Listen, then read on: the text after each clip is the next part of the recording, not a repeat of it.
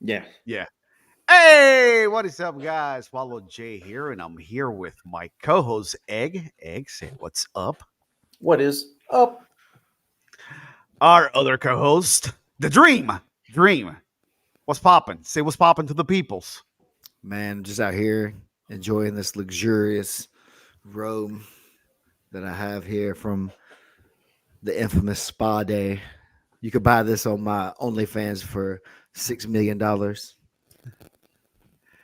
And Oh, our co-host for the night, because he's not a guest, ladies and gentlemen. Oh no. He's our co-host, the handsome one, Kevin Sherrill. it's me. Look at him. What's He poppin', he's look at him. He's got his robe like we do. I got Exactly. my robe too. Y'all can't tell, but I got my robe. I'm feeling handsome, because handsome is a state of mind. Mhm, handsome And does. that's right. The So I Wizard of had to Wallow. be. That's right. I had to be handsome tonight. So I got my robe. Kevin, we saw you last season 5, but you've been around. You took a little trip to Hio. Yeah, that was dope. That was really cool. Yeah. There was like So I was down there with the LHM dudes, Paul Ardea, Sergio Ardea, and Ernesto Rivera. And they were running a camp down there and with Ron Jucao. Yeah, running a camp. And it was awesome, man. I mean, we went cliff diving. That was interesting. A few people almost drowned. And we were like, all right, well, maybe let's let's clear and make sure everybody can swim before we jump on these cliffs next time. But everybody made it. You know, we spent a lot of time on Ipanima's beach. We trained a ton. It was a great time. There was a couple of ADCC vets there, whose names I'm going to butcher because none of them are like Nicholas Rainier was one of them. He's like a 5-time ADCC vet. He was there hanging out, rolling the whole time. And then Leo, who's Brazil champ, ADCC vet. So I got to roll with some really, really good guys. That was awesome. Got to meet them, got to hang out. It was a good time. It was a blast. and how many of them did you tap? A non-zero number. A non-zero number. Man, they're doing little if you guys Ivy League BJJ is this team down in Miami, and they came through and a bunch of really good dudes, and they're putting out like daily videos of like day 1 through whatever of the camp, and day 3, the only 2 times you see me, I'm in bottom mount underneath Sergio and bottom mount underneath Jucao, and I'm like, I won some rounds, guys. Like, I know you had the camera out for that. What are you doing to me? Not on the video, you didn't. No, I never Hey, win rounds off Jucao either. He beats the crap out of me. I mean, but listen, I'm sure you teach him how to be handsome and shit, right? You like you guide them and be like, no, don't wear shit like that. You gotta, we all have our areas of expertise. We all have our things Yeah. to bring to the table. Oh,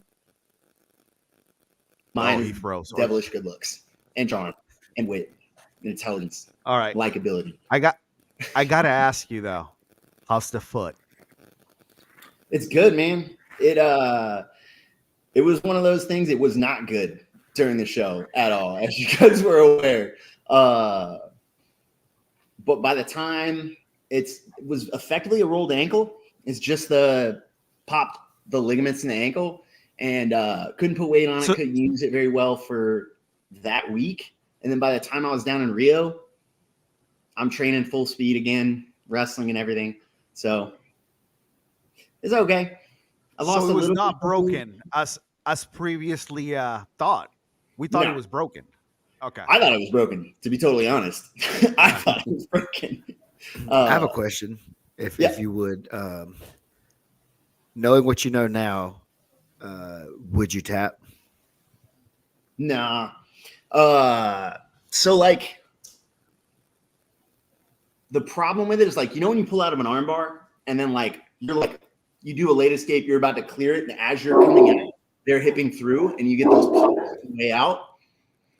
Yeah, it's one of those. I'm pulling out of the footlock, the exact same footlock I just pulled out of 3 seconds before that. Did it 16 times in the match. I just got lazy. There's 10 seconds left, and I was like, oh, match is over. He grabs a footlock. I'm like, whoa, pull my foot out. Oh, okay. we're cool. And he does it again, goes right back to it, gets me on that one. As I'm pulling out, you can watch like there's no going back in because there's enough pressure on it. If I stay there and tap, I'm already taking damage. May as well just clear the foot out. So there wasn't really like a situation where like there's no time to tap. By the time it's coming out, I'm hearing the pops. Everyone's hearing the pops. I'm going, well, fucked up. Because he really didn't even have like a bite on the leg except for with the grips, right? He didn't even have any kind of pin. Crank on the ankle. Yeah. Okay, that's what I thought too. And it looked really nasty watching it back on the video. Just kind of like you said, it caught you like on the way out, and the foot kind of crunched you watch down. the foot like wrap around the corner as it clears his ribs. Yeah, that one sucked. Yeah. He got me. Wallow. Fuck that guy. Could I give a little? I can't say preamble anymore because we're kind of almost post-amble. But just for fans just joining us, obviously we have handsome Kevin Sherrill here, PGF Season 3 runner-up. Always a stand-on in our hearts. Came back for PGF Season 5, and we just talked about the scenario where handsome Kevin took Elijah Carlton. One of the first matches on the first days, or at least one of his matches on the first days. It was day one. It was day one, and went to a draw. Day two? Two? Day one. Pretty sure. It was my second match of the whole season. Second match of day one. Okay, pardon me. Okay, make me think I had a stroke. Okay. So second match, day one. Took him the distance. Man, I just did the damn stats for season 5. Shut up, Wallow. Freaking, I'm disappointed. Got the draw, but got a pop that made him have a spa day, which all the gentlemen are enjoying the which we appreciate. Your injury Yeah, you're welcome. benefiting us so well. There you go. So that hopefully catches everyone back up. And back to you all. Yeah. Yeah, shut up, egghead. Man, you're usually still on top of it. What happened? There's no margin for error in your job, eh? So I have to subtract that to an 18-pound brain. Yeah.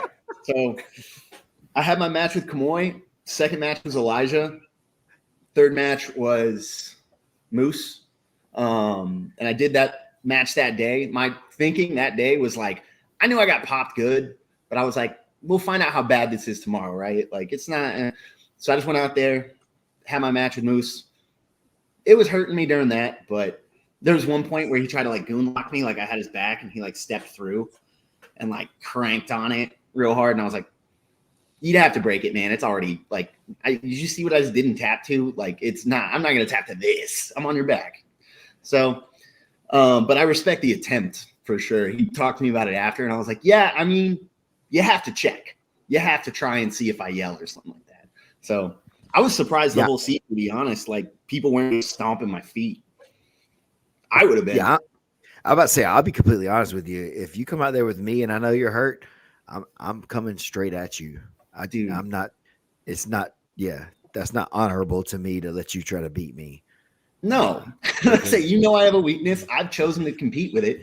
When Sam on the last day, Sam grabbed my foot. He was the first person to like, I guess, other than the goonlock attempt, the first person to like grab my foot and like go start looking to check which one it was, and it cracked me up. I was like, I can't believe people have been doing this all week. I'd have been doing those like Ty Rotolo foot stomps all week if I knew somebody had a foot. And both of you guys, saying both of you guys be like Evan Stabler against freaking Matt Elkins. 100%. I don't care. I don't care if you're like my big brother. I'm taking you out. Yo, I was positive somebody was going to calf kick me. I was waiting for it the entire week. I was like, somebody's going to send one of those Wagner Hocher like calf kicks, and I'm going to have to swing on somebody. Like, we're going to have a brawl. But yeah, people were really polite around it. I was surprised. I wouldn't have been, but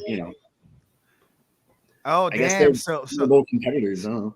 handsome Kevin is like the Shawn Michaels of the PGF. You remember that dream when Bret Hart went up to Shawn and said, "Hey, I just want you to know I'll have your back in this match if anything goes down." And he says, "I can't say the same for you, bro." Damn, Kevin Sherrill. Damn. But Listen, man, we're all trying to hurt each other out there. I don't see the point in halfway trying to do that. well, there is money on the line. and these things happen. You know, it is And a I combat can sport. like you, but what good does it Yeah. do me to protect you in this tournament? It Yep. only hurts me. So, 100%. yeah, We're playing the game. If my Hey, foot's hurt, put me in there I again. can- I'm killing everybody. I can quit. Do I an all can leave. do a Masters PGF, and I'm slaughtering all of them. Let's do it. Put them in. Any guys over 40 that's been in the PGF mini season, meet me at the finale. We're just gonna record it and put it on my YouTube. I'll fight you all to the death, Okay, but you got to introduce yourself. and I'll just rip them off like boof, come out. We got one more competitor. Listen, there's a dude, I swear to God, and I like the guy, so this isn't hating on him, but his name's Tyson Johnson, Tyson the Rock Johnson. He's the announcer for Gladiator Challenge and some other things like that in California. And he pre-recorded himself announcing his own walkout. That was it. That was a real G move. He's a good fighter too. He's not just like some dude that went and did it like as a shtick. He became it like me, kind of. He fought, then became the announcer, and was like, I'll fight again, and then that was really cool. He announced his own walkout. That's super cool. Yeah. So, so what you're saying, he was not a scrub then? No, he was tough. He was a good fighter too. I'm not sure exactly what level he ended up at overall, but this was, back in the old days. So you're saying we need to get you a super fight on a finale at some point? I mean, I'll fight anybody. Oh, Let's you do guys it. remember Metamoris when Jeff Glover came up off the Off desk the and- announcing table. Yep. Oh yeah. Fuck yeah! How awesome would it be if Bobby, both of them, took his suit out and had Listen, his spandex all ready to go? I have skills that I bring to the event. That's all I'm saying, and I put them to use whenever the event needs them. Yeah. I think there's a market for this. I think there's a market for this experience. I'll fight any other announcer in the business. What's up? Show up. So What's up, Sawyer? we got Sawdog up in the comments asking if the ankle's good. Yeah, man. Ankle's good.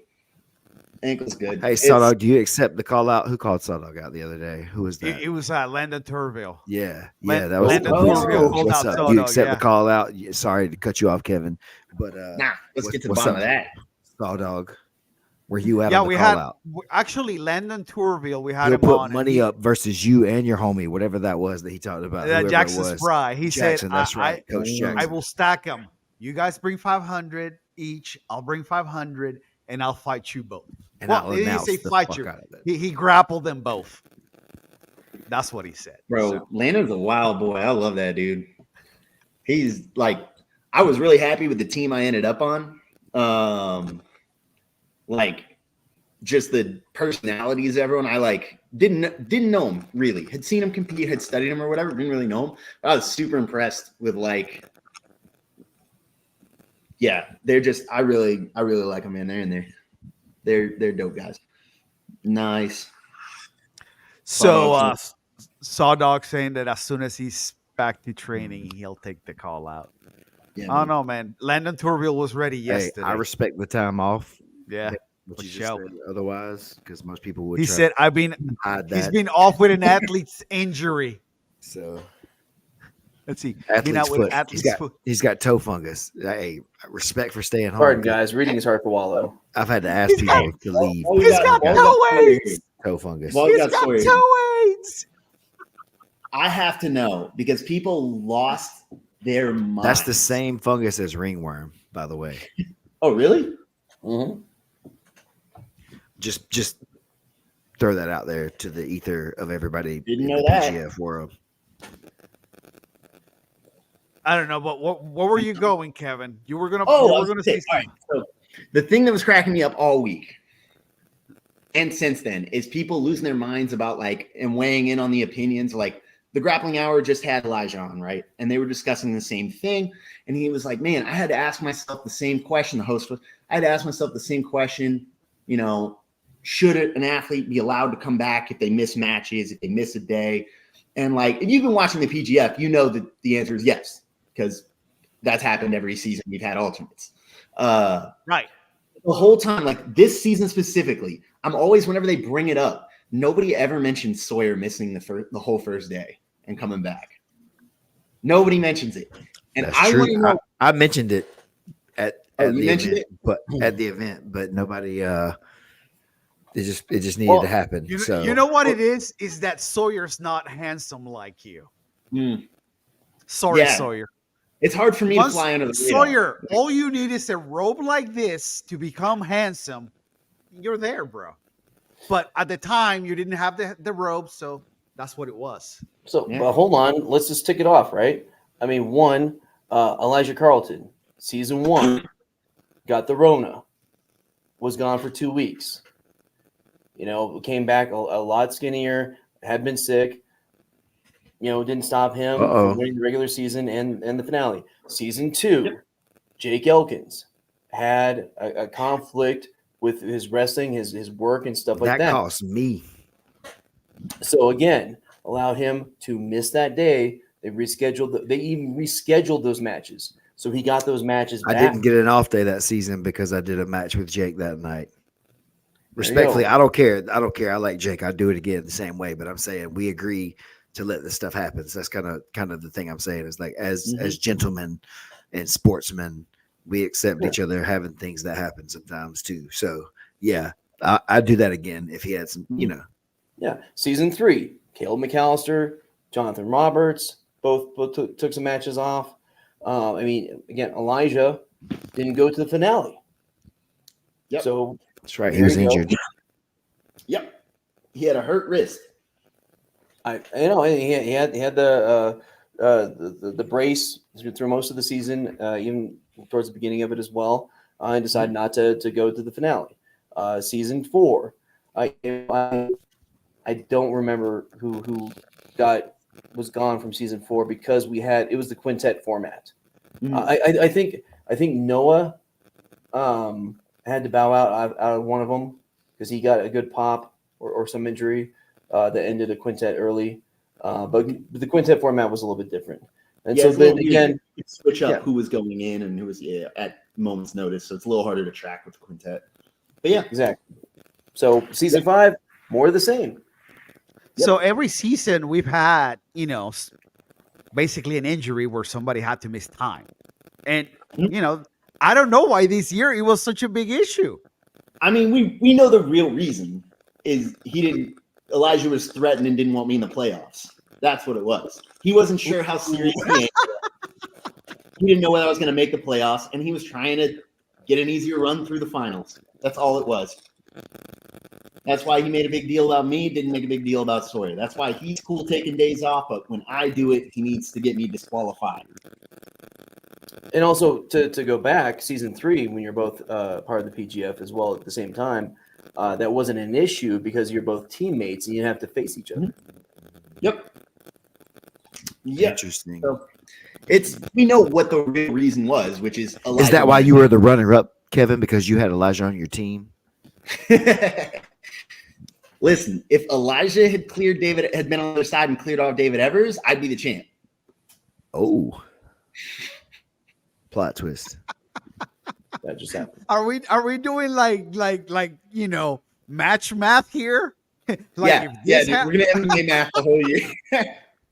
I was joking with every time somebody that was on the other side of the bracket comes through, I always tell them it's their fault. It's that person's fault. Like I'm like, listen, Gio, that was on you. My loss every time. So yeah, no, it's the same thing it's always been. So that grappling hour. So you've listened to the grappling hour. We don't need to show you any of the clips that we have ready. Ooh, you could throw them up. I can respond to them. Oh, people have it hold for on, posterity. yeah. Let me pull that up then, I guess. man, that's why you're my boy, dude. Like thanks Steven Wallow on the He's spot. like, push the damn button. Let's go. Hold on. Hey, you sent me the link, didn't you?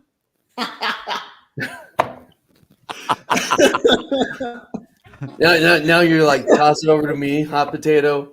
Oh no, yeah, I'm asking. I'm looking at my text.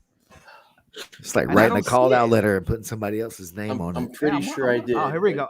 Okay, hold on. I got it. Y'all relax, all right? I got it. Yeah, up. but you also I have the refuse to clip relax. within the hour. It's not my job to relax. All right. So Listen, I wasn't ready for this. All right. yeah. Okay. We'll fill the space. It's fine. While I was working. So I got it. oh, okay. It's cool, dude. I think it played out really well, and I think Kevin played it off really well too. I think the spa day shit was hysterical. Like that shit gave me it got a real kick out of me for sure. And it always makes me feel good, like when people will like do the banter back with me. You know, there's some people that won't even acknowledge me doing any of the shit. So it's like, how do I even talk shit to you? I can't. Yeah.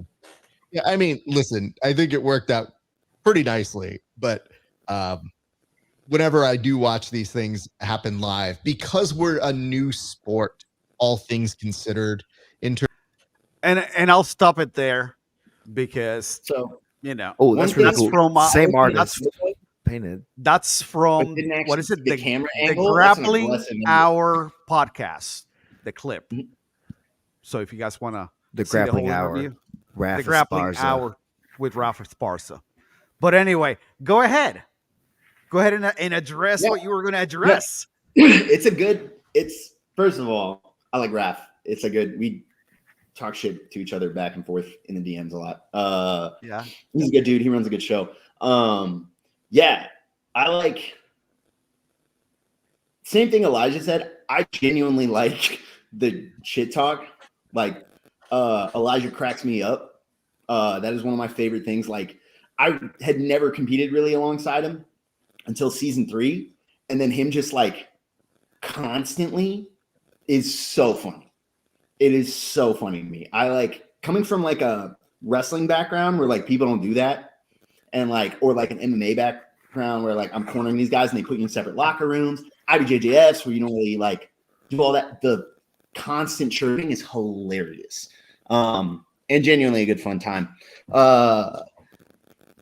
But yeah, it was good. But my only issue with anything he said the whole way through the show, it was really funny when he initially was like, well, Kevin's trying to get time off, rest his ankle, and then try to slide into the finale with a healthy ankle. 100%. That's exactly what I was doing. Yes.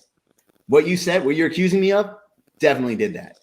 My only issue with anything he said is he claimed in the Grappling Hour, new claim, that I stalled him out during the match. He was like, Kevin's just trying to stall me out, which is not true. And I think he knows that.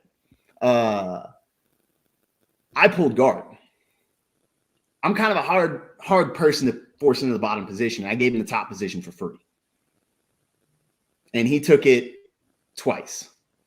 One time I got a look in the Aoki lock almost immediately. The other one, he re-pulled guard.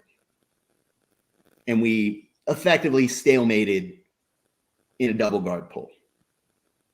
That's totally fine.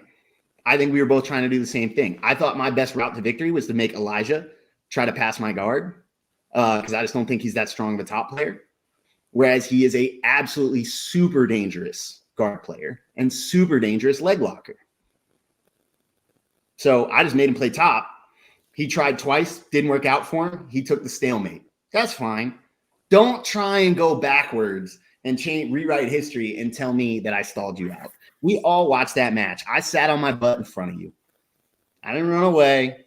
I sat on my butt. I pulled my legs out of leg entanglements, and I waited for you to come to me. And neither of us got any offense off. So I took issue with that portion.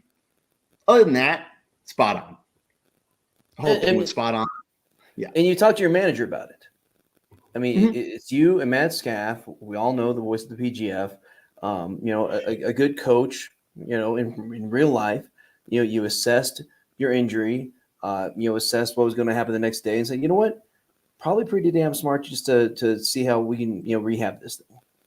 And, increase the handsomeness or revitalize the handsomeness a little bit. Yeah, get freshened up. Yeah. It was between a rock and a hard place thing. People are portraying it as if I was like working for an advantage, which is not how it played out at all, right? Like giving away a whole bunch of points.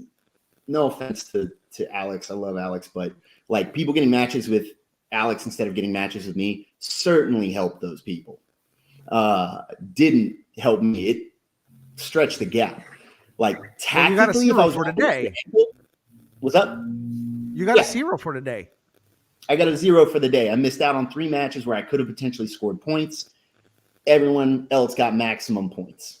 Not to mention what it did to potential matchups for team points. It didn't help me. It was a calculated risk that didn't pay off.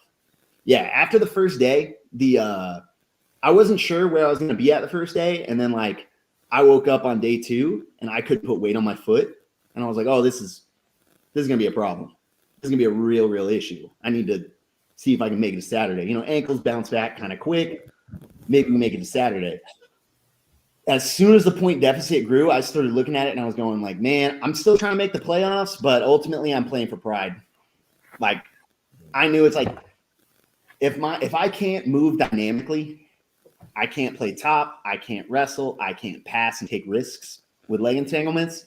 That's a lot of my game that just got, handicapped dramatically. Still able to go through the week, but a lot of the things that I'm known for are just not there. Like it's going to be kind of hard for me to compete with the sheer amount of talent that was on the season. Like that was for sure the deepest. That was the most talented season we've had yet. I was like, yeah, I think at this point I'm kind of playing for pride. So, yeah, that's part of the game. You just said that the talent is the best it's ever been, and every season the talent has gotten better. And y'all can stop me, co-host, if you will, but it seems like a good little transition to what's probably going to be a huge step up in competition in Vegas, baby. Vegas, season 6 coming at us. Mm-hmm. What are you thinking? I think I'm gonna do it. Can you make 170? Yeah, I'm gonna make 170, man. For the amount of money that's being talked about, yeah, I can make 170. Wait, what kind of money is it being talked about? We have not said anything. Let the record be clear. I have not said anything. Yeah, we do not know. Listen, so man, please enlighten us. I'm not putting it on y'all. I've heard it through other people. But the number's large. The number's large, and yeah, like 170 is a tough cut for me. I know a nutritionist at the UFC Performance Institute, so I can go out there. One of my fighters and my buddies, Reese Watkins, trains in Vegas a lot and like knows some people out there. So I can get out there early and work at the UFC Performance Institute, talk to their nutritionist and cut the weight. But yeah, the number's large. The number's a lot of, yeah. I don't know if I want to throw out the number that's been bandied. You can say it. We can't say it because we don't know. Yeah. So supposedly it's $100,000 to the winning team. What? Yeah. What? So yeah, for 20 grand, I can cut the weight. Yeah. For the shot at 22. Let it be known that it was not us who brought that up. It was Kevin Sherrill. That's the number. We don't even know. Before last season was even over, I'd heard that number. And I did a slow turn. Oh, shit. Like, yeah, man, the weight class could be 155. I'd make it. Yeah. Okay. Right, so here's a legit kind of question though. Then, with let's say that the number is that. And wait. It's allegedly. Allegedly. Thanks, allegedly. That is the number that we're talking about. And there's 20 players coming to the season. If of the top 20 in the world show up 10 of those top, 20 players, and then whoever else, is the other kind of 10 players. Do you think you would find yourself in the top 8 by the end of the regular season? End of the regular season? Yeah, maybe. I think that's a strong possibility. It'd be tough. I think the whole season, honestly, I think if the deeper the talent goes, the better off I'm going to be, to be real. I think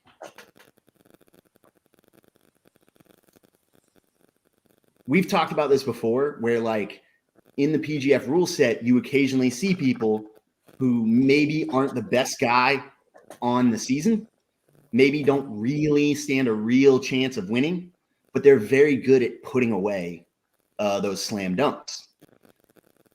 I think if you run into a really deep season where submissions are hard to come by against like elite level talent, I think I do better. I think there's guys I can put away, but the problem is this season I'm going to just scrub in general, to be honest, just talking about general skill sets. I'm a hard person to put away. I think if the entire roster is more difficult to submit and it's harder for the top guys to create a huge gap, and you don't necessarily have like mid-level players that really shoot up with a couple of 7 points here, a couple of whatever, right? When you see like, I'm trying to think how to put this, like every season you see certain dudes get slam dunks over people that were very hard for the top guys to submit. Because those slam dunks feel comfortable opening up against maybe lower tier people, where against, say, Elijah, they're happy to take a draw. They would love a draw, and they're going to play that way. They're not going to play with the intention to submit him. Same story with a few of these other people. It happens all the time. They play without the intention to submit them. They play with the intention to survive. So you have to have a very specific skill set around opening those guys up. Or one of the advantages I had in season 3 was I was relatively unknown. So I just got to go out there and do jiu-jitsu. This season, I spent a lot of time with people in bottom mount shelled up or on people's backs shelling up, where I spent way more time in dominant positions this season, and I got less submissions than I got season 3. I think if you go against higher level guys who are more willing to take risks, like there's black belts I've submitted, like I submitted Mike Crisp, for example, who was a ADCC West Coast Trials medalist. I submitted him at East Coast Trials in under 6 minutes.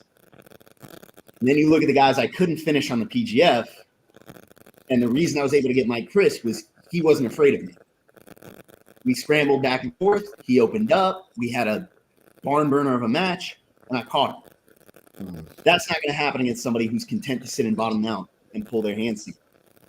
So I think if the level goes up in Vegas, I think it gets really interesting, and you find out, there's less slam dunks filtering around. Suddenly you have to actually be able to put away pretty high level guys. So positional skills start to matter a bit more. So again, to kind of back up a little bit for the official things we can say, and that is coming from the PGF Insiders, Season 6 is a go. It's happening in Las Vegas. We know it's happening in April. We know the weight class is 170 pounds, and I believe it's pretty much official that it's going to be following the same format as Season 5. We're going to have that auction draft again, and then we're going to have the Monday, Tuesday, Wednesday, Thursday, regular season, have that Friday off, and then Saturday will be the postseason tournament. So all that stuff that you love from Season 5, and it was pretty much the same just about as Season 3, getting in Season 6. But as the Handsome One has said allegedly, there might be interest from a lot higher potential people out there because allegedly there's going to be some more money involved. I think it's in veterans on the PGF. Well, so at the very least, if you move it to the complete opposite side of the country, the regional talent would be different at the very least if you had it the same way. Yeah, so Vegas is real close to Austin. And it's an easy flight. And we talked about this when we talked about like where we would put, qualifiers in the past. Vegas is a good one because, so many places have direct flights to Vegas. They have cheap flights to Vegas. It's an easy place to get to. Flying into Huntsville is a little bit harder. So it's already there. As you said, Austin, all California right there. So much easier. Just a lot of talent that's can probably even just dang drive there. Yep. I think it's going to be an incredible season. I'm not driving. Well, here's what we know so far. Private jet. Elijah's in. That's one. I'm sure you want to run it back with him. Oh, or wouldn't mind running it back with him. 6 points. And David Evers is in as well. He's coming in to defend. So I'm sure you'd want to run it with him too. Yeah, there's 2 running back right there. Yeah. Hell yes. Season 3, season 5. I think it's going to be really interesting. I think because we'll see how West Coast Trials goes, right? But I think I had an underwhelming performance this last season, so I might end up a budget pick, which I'm fine with. I think if you end up picking up me 4th or 5th, that team's looking pretty stacked. So yeah, I'm okay with that. I really like the reward being on the team. I think it'd be frustrating if you end up with the Yankees again, right? Where you're sitting there going, well, all right, man. Like, we haven't really had a competitive, as far as I've seen, there's never been like a super competitive season of the PGF. Usually one team's running away with it, and there's another team, maybe 2, trying to make it competitive. But for the most part, at the outset, there's a team to beat.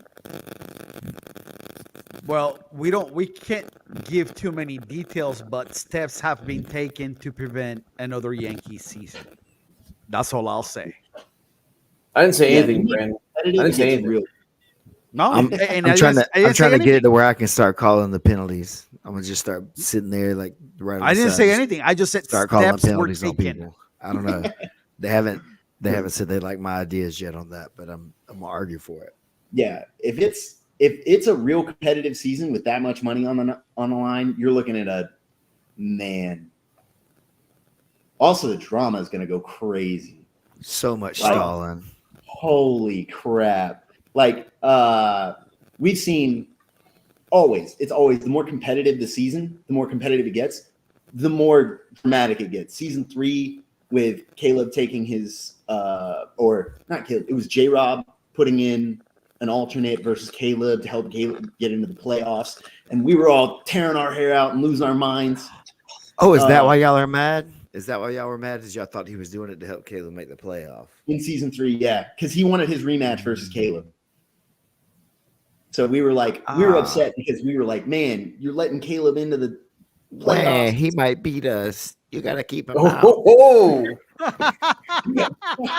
I'm not mad at it. I got my match, man. Hey, why are you mad? Somebody was trying to keep you out of the playoffs, motherfucker. At the time, we were mad because we were like, man, we wanted what's his name? We wanted Giovanni. You wanted an easier road, just like what you said, Elijah wanted. An easier road, Caleb, man, for sure. So it's the same thing, though. It's the exact same thing. As soon as it gets competitive and we all know the stakes, we all get to chirping, we all get to talking. Can you imagine if there's $100,000 on the line? Bro, if someone's playing hijinks and they're messing with my ability, I'm within reach of $20,000, I'm throwing a chair. Like, it's so crazy. Bro, the fact that there's allegedly that kind of money for it just took the PGF from here to like, yeah, this is going to be a tournament to compete in. Your promo shot is $100,000 Pro Grappling Federation. Like, yeah, it's do it like Squid Games and put in a big ball above the mat or something. Oh my god! Listen, what if they meant he was 10,000? Hey, what if they meant he was 10,000 and not 100? What if that's what they meant? I don't know if you've seen people fight. It's still $2,000, but yeah, $100,000. I might hit Elijah in the parking lot with my car. I'm sure, bro. I think that he'll meet you anywhere you fucking want. Because he wants to end that up on money the same too. team. Yeah. Oh, that would be epic. What was it? Wouldn't it? I didn't hear. If you guys ended up on the same team. Oh yeah. We'd still talk shit. We're still gonna shit on each other. I would expect it. Yeah, I would expect it. I thought we were going to be on the same team this year, to be totally honest. I thought, sure. But if you end up on the same team, you guys are helping each other trying to get that prize because you're on the same team. Listen, anybody that helps me get $20,000 is my friend. Straight up. Y'all You seen heard that it here. clip? Elijah and Kevin are Dude. friends. Have y'all seen that clip with they were asking LeBron when he was on the same team as Kyrie Irving, they were asking him like, "Hey man, Kyrie Irving said the earth is flat. What do you have to say about that?" And LeBron was like, "Did you ask me whether my point guard said the earth is flat? He's my point guard. If he says it's flat, it's flat. That's it. That's all I need to know." It's like, yeah, I'm on that energy. If there's $100,000 in play, anybody that's helping me win it is my friend. So, I mean, and that's a good thing because if you think about it, coming in as a 2-time PGF veteran, you know the rule set. I mean, and I guess there's two things, right? There's like knowing the rule set, us talking about the rule set, and there's like you actually living it and knowing it it's vastly different from, Do you have a PGF tattoo, Kevin? Then you're not about that No, life. but if I get 20 grand, I'll do it. But the point being is that, Fans, let's make this happen. Okay. So the point I'm making is that all the people that come in from different rule sets that have, refs decisions, that have points, that have advantages, they come into the PGF, got zeros, and they stall out. Exactly. They get zeros. They get draws because I'm on top of this guy the whole time. Yeah. Did you get a submission? No. Okay. Well, zero. And you know that. Elijah knows that. David Evans, all PGF veterans have had that baptism by fire that you and Steven have had, and you know what it takes. So I think that's a huge advantage. Yeah, it is. One of the issues I had with my camp this year was it was 1 week away from East Coast Trials, so I prepped for ADCC rule set, whereas season 3, I spent 6 months just chasing subs, opening up. Instead of dominating position, you open the position up to allow for a little more action, a little more, give that guy a little bit of hope, get the fish on the line. Like, it's a different pace and a different strategy, where you have to actually train for it. You have to develop skills specifically for the PGF. You have to develop tactics specifically for the PGF. Yeah. I think you might see a lot of people dominate and not score a lot. We see that every season. And so just to promote some writing that some guy did, allegedly there was a dream team put together. If you could put together one team, what were your thoughts on that article? Because I know you reshared. Oh, I love that. I love that. 4th, I'm okay. I'm all right with that. I could have gone higher, but I always think that. So no, I really liked it. I liked the article. 4th is By the cool. way, I just posted the link on the Perfect. chat. So if you guys want to give it a read, listen, Yeah, you may have your number 4, but he's number 1 in our hearts, bro. Come Here on. we are. It's the people's Who do we give a co-host spot to? We don't do that to everybody. It wasn't necessarily in order. It was just talking about like the mental exercise of. It's in order. Thanks, of course, Stephen. But the idea that if for some reason we pick one, we have 20 people with 24 with alternates, and we have Say it with your chest. one team, that we could put together of PGF veterans for the 170. Who would we put in there? And obviously, David Evers as the season 3 champ had and first announced had to be number 1, right? Elijah, well, I mean, feel free, Stephen and Handsome, to team up on me. Elijah as I didn't write the article. Well, you have problems writing, I know. I'll be totally honest. Bitch, now about to be the best blogger in your existence. Now, thank you. You just ruined yourself. The real issue, you didn't put Bobby Bofum on there. That's crazy. He'd be a phenomenal 170 pounder. The top 170 in the country for sure. Top 170 pounder. Man, where do I fit in? Oh wait, I don't. You're about to see a spring pop on my neck. I don't understand that. Okay. I think you have to put Evers as the defending champ, but I genuinely would have put Elijah as number 1. That's the same thing. Every time they came out with rankings, people were like trying to egg me into like, because Elijah was number 1 the past season. Yeah, they did. How'd that go? Did Elijah leglock Evers? Or did they not have a match? No, he was one of the first draws, I believe. Okay, Draw. cool. It was a draw? Yeah. And Elijah puts up more points. Yeah. Yeah. I mean, I'd love to I talk like shit. the team. I like the Matt. team as a whole. You know, If next season, if I'm in the coach's ear, I get picked, Elijah's the number one guy I want on my team.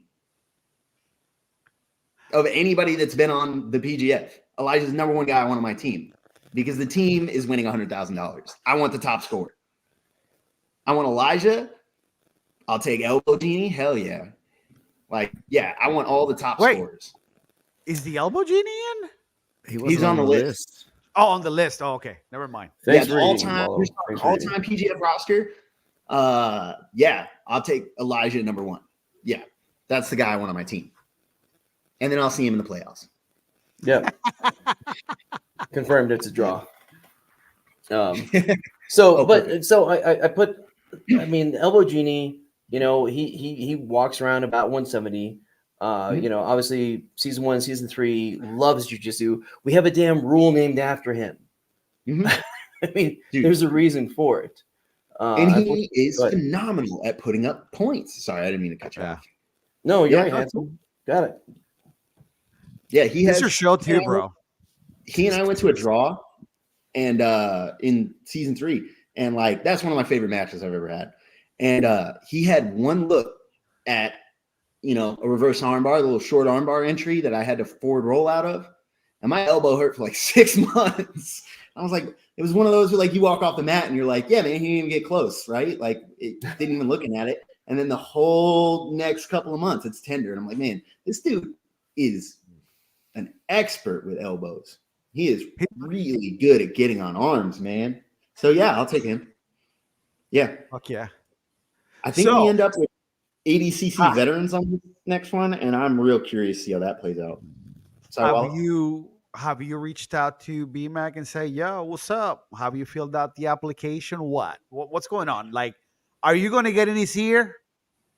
I was waiting for the numbers to be a little more concrete before I reached out because I was going to tell BMAC, hey, man, I don't know what the numbers are, but there's a number I have in my head that I'll cut 25 pounds for. And those numbers, it needs to be confirmed that that's the number. You let me know by West Coast Trials that it's the number, I'll cut the weight. I'm in. But if it's at least this number that's getting shared around, cool. Otherwise, 25 pounds is a lot of weight. I don't know if you've seen what I look like at cutting 170 pounds, but it's not my favorite way to live. It's rough. I got pictures of you at season 3. You look handsome still. Yeah, man. Yeah, well, it's not my favorite way to live. The weight cut is only once for the week. And I do remember looking at Randy Roden and Kevin Primo when they cut down to 170, the Skeletor twins. Holy crap. Yeah. That was rough. Yeah, man. I don't cut that weight for ADCC. I don't go to 170 for ADCC. I'm I had someone ask me when we were talking about this opportunity, it was my dad. And he goes, you got to ask yourself what you're going to focus on. Do you care more about ADCC or do you care more about the PGF? And I was like, that's an interesting question. Let me rephrase that for you. Do you care more about ADCC or do you care more about the PGF? And I care more about those greenbacks. Exactly. I'm like, listen, if Trials someone's doesn't paying pay me shit. $20,000 if I medal at ADCC trials, I'm going to shift my focus. But they're not. So, yeah, I care about both ADCC and the PGF. But that check clearing really sends I want to it be over. the best in the world, but I don't want to have to starve. Yeah. To do right. that. It would be cool to be the best in the world, but you know what's real cool is having your bills paid. That's pretty sick. That's man. That 40, hits that's just something right. I can appreciate for sure. Yeah, it's funny how that shift happens, right? Like I hit about 30, and all of a sudden I was like, they're like, do you want this opportunity competing at this, this IBJJF where you could be considered a world champion? I'm like, if someone But you got to paying my pay us entry, $1,000, okay?